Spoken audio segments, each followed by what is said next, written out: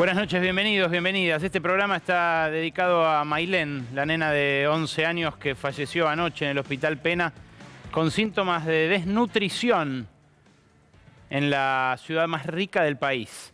Mailén iba a la escuela 11 de la Villa 21-24. El viernes los maestros advirtieron que estaba desnutrida, llamaron a una ambulancia del SAME que no fue y ayer, después de ser internada, terminó así, falleciendo de hambre, repito, en la ciudad más rica de la Argentina y una de las más ricas del mundo. La acompañaron todo lo que pudieron esos docentes, pero ese fue el final. Es una imagen que da cuenta de la desigualdad pasmosa que vive la Argentina, donde unos pocos se apropian cada vez más de los frutos de la producción de un país que deja fuera a cada vez más gente. Y lo que estaba hablando recién Pablo Dugan con el ministro Cabandier, el tema del humo y los incendios de las islas del Delta, tiene que ver precisamente con esa apropiación. Porque no es esto un incendio forestal fortuito que desata un rayo en el sur, en la Patagonia. No, no. Estos son incendios deliberados que forman parte de la estrategia de acumulación y la forma de producción ganadera en esa zona del país. Esto que están viendo es lo que se hace intencionalmente para, como comentaban recién, liberar tierras que eran de humedales para la pastura de ganado.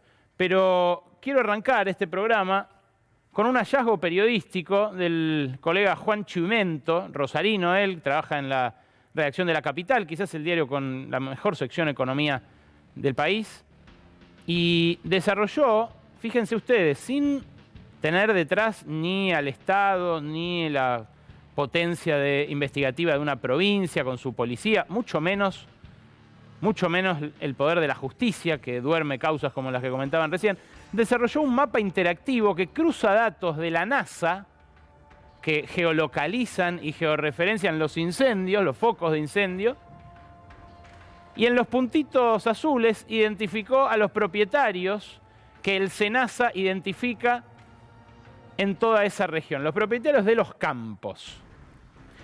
Esto le permitió a Chimento, fíjense cómo se vende nítidamente, ¿no? Ahí está Rosario, ahí está Figuera, ahí está Arroyo Seco, ahí está San Nicolás, Villa Constitución, todos los lugares donde se estuvo respirando humo tupido durante este último mes. Y claro, ahora llegó a Buenos Aires, pero nos viene de Rosario y precisamente de este colega y de La Capital, esta herramienta para entender quién nos está llenando de humo. En toda esa región del Delta del Paraná hay propiedades de algunos como los que mencionaba recién el ministro, pero también de mucha gente vinculada al poder político. Hace un par de semanas, el intendente de Rosario, Pablo Habkin, se reunió con Domingo Maioco, el intendente de Victoria. Victoria es la localidad del otro lado del río, del lado entrerriano.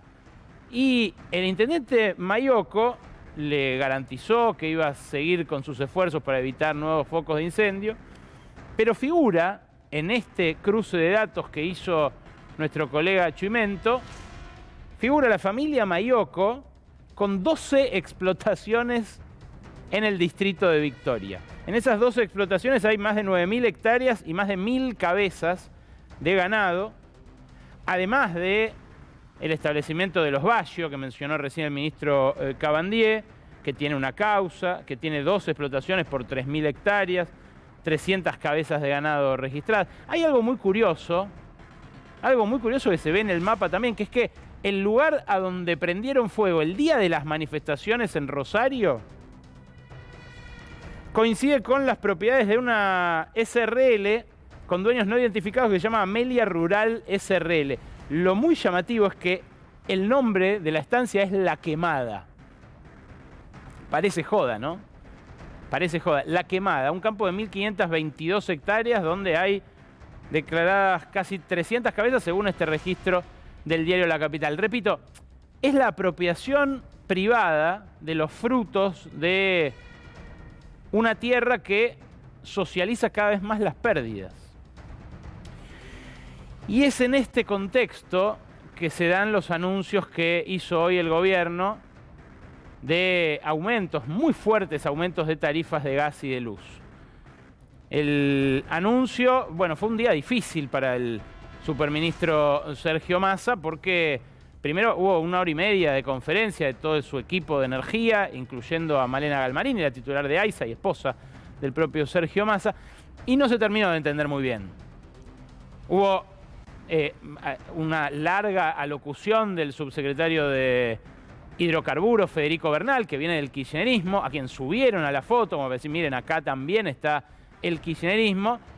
Bernal habló del paquete subsidiado que va a haber para las tarifas de gas, que va a rondar los 90 metros cúbicos al mes. Después hubo aclaraciones, dijo la secretaria Flavia Rollón que iba a precisar más sobre eso, después de haber hablado ya de energía eléctrica. Lo concreto es que el tarifazo va a ser el doble de brusco de lo que quería Martín Guzmán, que va a abarcar a mucha más gente, va a abarcar ya no al 10% de la población que decía Darío Martínez antes de renunciar, sino que va a abarcar a un 30 o 40% de la población, que es la que no se anotó en el registro de subsidios. Eso va a hacer la gente que deje de tener subsidios. Para ellos, 200% de aumento de la electricidad, 120% de aumento del gas, es lo que se estima al cabo de los 3 meses de gradualidad en las cuales se van a quitar los subsidios. Pero para los que mantengan parte de los subsidios, va a haber también incrementos sensibles, no incrementos marginales como los que se pensaba y los que se habían empezado a anunciar en la época de Martín Guzmán. Decía que fue un mal día para el superministro porque después de anunciar ese tarifazo se cortó la luz en el Ministerio de Economía. También parece joda. Se cortó la luz más o menos a las 7:30 de la tarde. Y esto acercó un poquito esa crisis energética que se vive en el mundo y que ahora van a ver, ahora les traje un compactito de lo que se está viviendo en Europa para el que haya estado distraído de esas noticias, pero que ahora van a ver que lo va a mencionar cada vez más, tanto Massa como su equipo, para justificar cuando empiecen a llegar las facturas con estos aumentos realmente que van a impactar. Que van a impactar sobre una clase media que quizás tiene en algún caso resto, pero que van a impactar también sobre sectores que vienen perdiendo poder adquisitivo y que amenazan con perderlo más a caballo de este programa de ajuste heterodoxo, llamémosle por ahora, porque no incluye todavía una devaluación y eso hay que concedérselo. Hay mucha presión para que el gobierno devalúe y esa presión por ahora la está resistiendo Sergio Massa. Fuera de eso es un paquete de ajuste. Es un paquete de ajuste clásico con aumento de tarifas, con reducción de subsidios, con suba muy brutal de la tasa de interés y con ajuste del gasto, sobre lo cual ahora nos vamos a meter. El problema es que las tarifas suben cuando está subiendo todo y cuando los salarios se están depreciando de manera muy acelerada. Fíjense ustedes este gráfico que nosotros mostramos ya al derecho, al revés, ya no sabemos cómo mostrarlo, pero lo que marca es el deterioro de los ingresos, la crisis más estructural que marca el pulso de la economía argentina. Fíjense, el salario real acá arranca en el 100, el índice 100 en 2015, se produce una baja muy abrupta al principio del gobierno de Cambiemos, casi 15 puntos se come la devaluación de Alfonso Prat-Gay. Los voy a nombrar a todos porque si no después dan lecciones en los medios. Uno pierde de vista cuándo le bolsiquearon el sueldo, ¿no? Ahí ya se perdieron 15 puntos que se recuperan para la elección de 2017. Ustedes recordarán, en 2017 no solo hubo una recuperación de los salarios, sino un congelamiento de todos los tarifazos, un desembolso de préstamos para los sectores más pobres que habían perdido poder adquisitivo también, un chori financiero. Un chori financiero que funcionó porque esas elecciones las ganó el macrismo, pero al toque se desbarrancó, ahí como ven en ese tobogán de la muerte, el salario real, tanto público como privado. Lo que ustedes ven acá en verde es el sector privado registrado y en amarillo el sector público. Arrimate, vení, arrimate así lo seguimos más de cerca. Mirá, ese tobogán termina en el cambio de gobierno, en 2019. Ahí, en diciembre de 2019, fíjense ustedes, esa subidita que se registra, sobre todo en el caso de la línea verde, o sea, del sector privado registrado, es el bono de 4.000 pesos que ordena pagar el gobierno del Frente de Todos apenas llega. ¿Por qué? Porque había detectado que las paritarias de ese año no habían llegado a compensar una inflación que Macri dejó en el 55%. Eso, y presten atención porque esto tiene que ver con la marcha de mañana de la CGT, eso se diluyó después con la paritaria del año siguiente y obviamente sufrió el impacto de la pandemia. Ahora, después de ahí no hubo recuperación en el año del crecimiento récord, el año pasado, el año del rebote de la pandemia, y llegamos a niveles que son hoy los mismos que recibió Alberto Fernández. Ustedes me dirán, ¿pero cómo? Los mismos. La mayoría de la gente, y por eso solo el 10% aprueba la gestión gubernamental, según el informe que dio este fin de semana la Universidad de San Andrés, que viene haciendo desde 2016 y que reflejó ese bajón del macrismo también, la mayoría de la gente siente que perdió más, que durante este gobierno perdió más. Y es lógico, porque no es lo mismo empatarle a una inflación del 25, como pasaba en 2015 o en 2014, que empatarle a una del 50, cosa que no permitió el modelo de Macri, por eso se deprimieron así como se deprimieron los salarios, que empatarle a una del 70. ¿Por qué? Porque depende mucho del rezago en ese empate, cuándo se consiguen los incrementos, cómo se acompasan y demás, y además hay mucha gente que se queda fuera. Bueno, esta dificultad, la dificultad de los salarios reales, se nota hasta en los detalles más crueles. Mirá, hoy se hizo viral en WhatsApp, circuló mucho en WhatsApp, la comparación de lo que valía el álbum de figuritas del Mundial de 2018 de Rusia y lo que vale el de Qatar, que se está empezando a vender ahora. Yo agarré ese WhatsApp y le sumé el de 2014 también, para hacer la comparación en un plazo un poquitito más largo. Fíjate acompáñame a ver esta triste historia. En el 2014... el salario mínimo vital y móvil era de 3.600 pesos. El álbum valía 15 mangos y el paquetito de fichus 5. En 2018, el salario mínimo vital y móvil había subido a 10.000 para el Mundial de Rusia. El álbum había subido a 50 mangos y el paquete de figuritas a 15. Pero fíjate, si en ese momento se podían comprar 240 álbumes con el salario mínimo, 4 años después se podían comprar 200. Bueno, este año se pueden comprar 74, nada más. Porque el mínimo vital y móvil es de menos de 48.000 y ahí tenés lo que valen 650 y 150 el álbum y las figuritas. Da cuenta esto de hasta qué punto el deterioro de ingresos se nota en todo, hasta en lo más cruel, que es lo que puede ser la ilusión de un niño de vivir un mundial que solo los más ricos magnates van a ir a ver a Qatar, ¿no? Y la prensa especializada, pero después los demás lo veremos por TV y alguno podrá llenar la figurita si consigue que el sueldo de sus padres le alcance. Es algo que tiene una salida muy complicada. Ahora lo vamos a hablar con Ariel Sujarchuk, el secretario de Economía del Conocimiento de Sergio Massa, un hombre que además tiene dentro de ese equipo un rol de armado político, ¿no? Porque viene de ser intendente, viene de estar a cargo de la hidrovía. Vamos a conversar con él de varios temas. Ahora,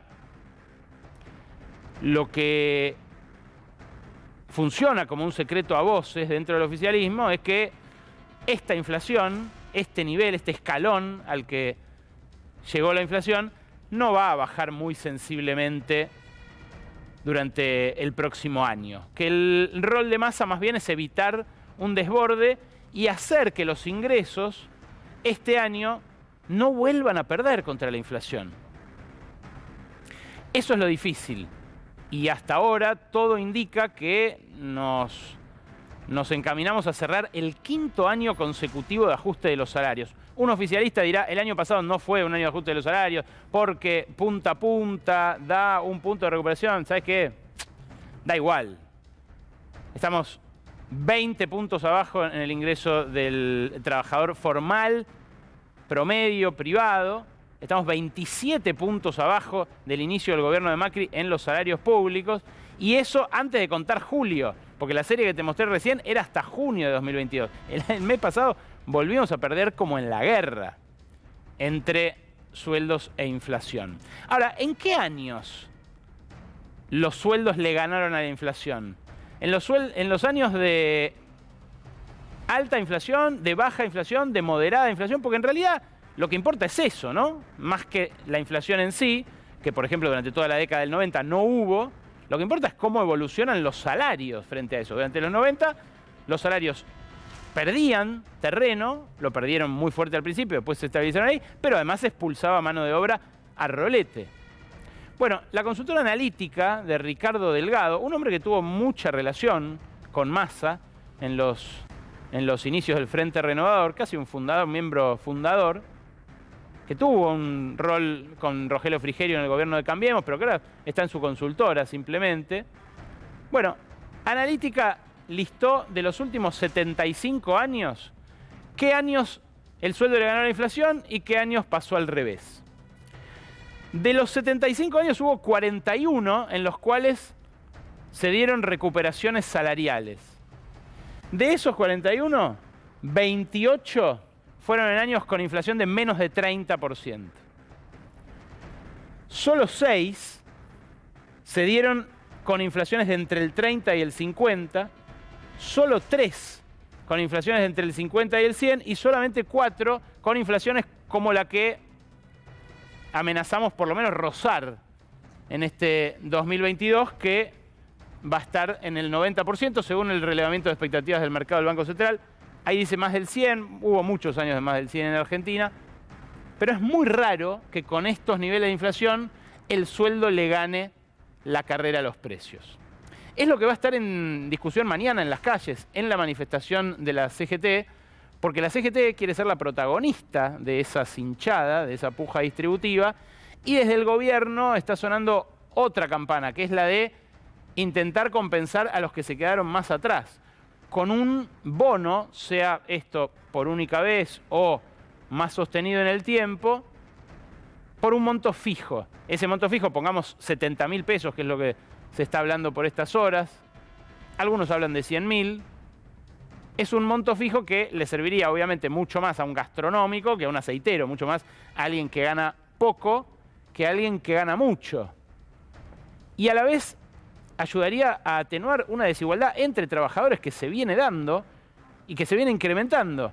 Ahora, el que tiene más poder de negociación y que gana 250.000 pesos, que no es rico tampoco en la Argentina, y que si gana más de 350.000 va a perder los subsidios a la luz y al gas, está en su derecho de decir, che, ¿por qué me ajustan a mí y no al dueño del campo que está quemando los pastizales en las islas del Delta? O no a los zares de la economía del conocimiento, por ejemplo, que reciben sus jugosas subvenciones estatales también. En un rato lo vamos a hablar con Sujarchu. A ver, el problema es que el gobierno puso al final más de 6.000 millones de dólares para evitar una crisis como la que vive Europa. Puso esa plata y mantuvo las tarifas congeladas, pero sacrificó la estabilidad cambiaria y monetaria del país. Bueno, lo hizo para evitar un impacto que en Europa está siendo realmente muy fuerte. Pero ese impacto se lo endosó a sectores de más bajo poder adquisitivo. Fíjate lo que un pantallazo simplemente en un minuto de lo que dicen los medios europeos en este momento sobre esa crisis energética. El ahorro energético se ha vuelto muy importante para Alemania y toda Europa, debido a la guerra en Ucrania y a la amenaza de que Rusia corte el suministro. Las instituciones públicas deben predicar con el ejemplo. En Berlín lo hacemos apagando la iluminación de 200 edificios. Porque con independencia de que España esté mejor preparada por su localización geográfica respecto a otros países que son mucho más dependientes del gas ruso o de las fuentes energéticas rusas. Nous devons avoir la pleine maîtrise de notre production d'électricité et de sa performance. Nous devons assurer notre souveraineté face aux conséquences de la guerre et aux défis colossaux à venir. dans une période de l'histoire où le pays devait aussi gagner la bataille de l'énergie et de la production. You could be looking at a cap on energy prices, you could be doing what Norway does and say we'll pay 80% of the increase in bills, or you could have better social security support. Empezamos a imponer multas porque algunas tiendas no están cumpliendo las reglas. No son la mayoría, porque en general se está aceptando esta medida de sentido común, pero algunos creen que es algo opcional. Imposible, porque si con 18 ya es malísimo, a 27 entonces nosotros aquí vamos a sudar todo el día. No va a hacer falta ni ir al gimnasio, ¿sabes? Imposible, porque las máquinas tiran mucho calor. Hay gente en Europa que está trabajando 60 horas a la semana para pagar la calefacción, para pagar la energía eléctrica, para tratar de zafar de esta crisis energética. Otros que dejan simplemente su trabajo porque no les cierra más con el costo que se duplicó de la nafta o del gasoil. No estoy seguro, yo no tengo la certeza total de que la estrategia que siguió el gobierno haya sido catastrófica, como dicen los más importantes empresarios del sector energético, que habrían preferido, obviamente, aumentos de tarifas. O el exministro Martín Guzmán, que dice que los subsidios fueron pro-ricos. El problema es quién los paga. Porque con el desbarajuste macroeconómico lo terminan pagando los más pobres. Pero se los podrían haber hecho pagar a sectores que el año pasado, repito, se enriquecieron y mejoraron mucho sus ingresos y sus ganancias. Hoy se anunció también, el anticipo del impuesto a las ganancias que le va a reclamar el gobierno a las empresas más grandes, unas 2.000 empresas que van a adelantar cerca de 200.000 millones de pesos que iban a pagar el año que viene y que ahora la FIP les va a exigir, en base a un artículo de la Ley de Procedimiento Tributario, que paguen ahora. Eso va en el sentido progresivo que yo estoy destacando, el que podría haber seguido el gobierno si hubiera desplegado otras medidas, como desplegó en su momento el aporte extraordinario de las grandes fortunas. Ahora, fíjate, una de cal y una de arena. Así como le pide ese anticipo a las principales empresas, por un descuido, un olvido y una falla política también, al no haberse aprobado el presupuesto, el gobierno se perdió de recaudar de los bancos y de las empresas más grandes de la Argentina cerca de 200.000 millones de pesos también en impuesto a las ganancias. ¿Por qué? Porque permitió el ajuste por inflación de los balances en una sola vez. Macri hasta ahora estaba exigiendo que se descuente de ganancias el ajuste por inflación en 3 veces. Esta es la cuenta que sacaron en la AFIP respecto de cuánto se pierde de recaudar el fisco por ese ajuste por inflación en una vez. El total son 184.000 millones. Al Tesoro le dejaron de llegar casi 78.000 millones, pero a las provincias, y esto también es parte de la discusión por el ajuste que está encarando Massa con los gobernadores, le birlaron más de 100.000 millones de pesos. Tengo el listado de las provincias que pueden ir pasando y ustedes búsquense en la provincia en la que vivan para darse cuenta de cómo estas empresas, que ahora les voy a decir cuáles son, estuvieron entre los que, ahí están, ¿no? Ahí está cada una de las provincias, acércate si querés, en La Pampa, La Rioja, Mendoza, ahí están todas, todas.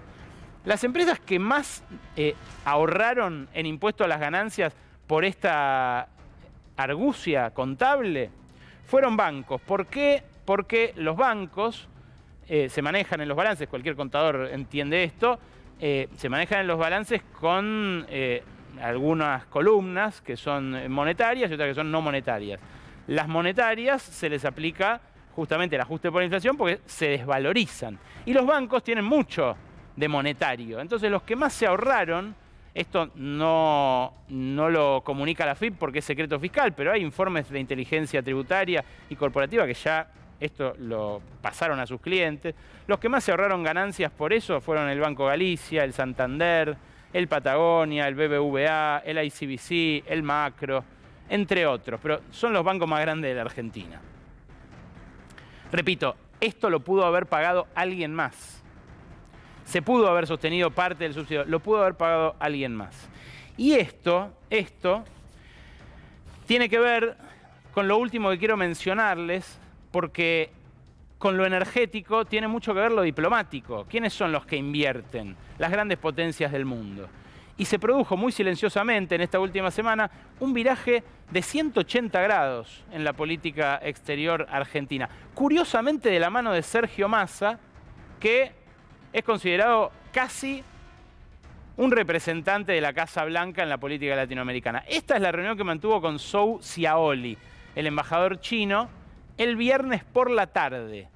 Y esto se produjo después de un cortocircuito muy fuerte entre el embajador argentino en China, Sabino Vaca Narvaja, y el canciller Santiago Cafiero. Recuerdan que la semana pasada lo mencionamos, Sabino Vaca Narvaja se había solidarizado con China y había dicho que el aterrizaje de Nancy Pelosi había sido una provocación, el aterrizaje en Taiwán, y Cafiero salió a cruzarlo, a desmentirlo, a decir que no era atribución de un embajador decir una cosa así. Bueno, la semana pasada hubo una conversación muy tensa, en la que, según mis fuentes, hubo incluso algún improperio. Cafiero estaba muy enojado porque, claro, empezó a identificarse con el albertismo, ya no solo a Belis, sino también a él, entre los que bloqueaban toda cooperación con China. Bueno, muy sintomáticamente, la semana pasada avanzó la central nuclear de Atucha. El mismo viernes empezó a destrabarse también la represa hidroeléctrica Kirchner-Zepernik, que ya había tenido un destrabe en la breve gestión de Silvina Batakis, pero ya eyectado Martín Guzmán y ya desacreditado el albertismo de Cafiero y de Belis, y ya renunciado Belis también. Y hoy anunciaron una inversión de más de 1.500 millones de dólares los chinos en Tierra del Fuego para hacer fertilizantes. ¿Quién era el espía que trabajaba a favor de los norteamericanos? ¿Sergio Massa, a quien siempre señalaron como tal, o algún otro dentro del gobierno de Alberto Fernández? Porque Massa, la verdad, es cierto, estaba en Wikileaks, todo, pero Massa está haciendo todo lo pragmático que se suele ser en la diplomacia argentina, ¿no? Va a viajar a Estados Unidos, habla con el FMI, pero a la vez se reúne con los chinos y le firma la inversión esta de anoche. El problema, una vez más, es el problema de la falta de rumbo, ¿no? ¿A quién pedirle que ponga y cómo hacer para que ponga, desde qué posición? ¿Cómo repartir los subsidios? ¿Cómo explicarlos? Y esa falta de rumbo se notó en el último detallecito, porque no se resolvió con Massa esa falta de rumbo. Esa falta de rumbo también se ve en tropezones como el de Rubinstein. Gabriel Rubinstein, el que ahora de vuelta mencionan como posible viceministro de Massa, todo el mundo considera que no lo fue o que no fue anunciado todavía por la cuestión de los tweets contra Cristina. Pero miren esto.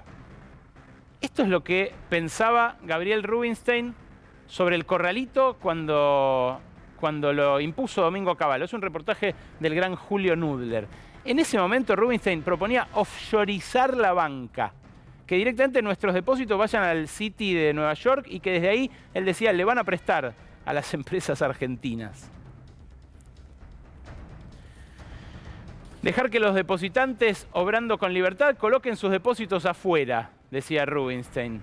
De esa manera se acabaría el miedo del depositante a que le confisquen el depósito, quitándole la amenaza del Estado argentino.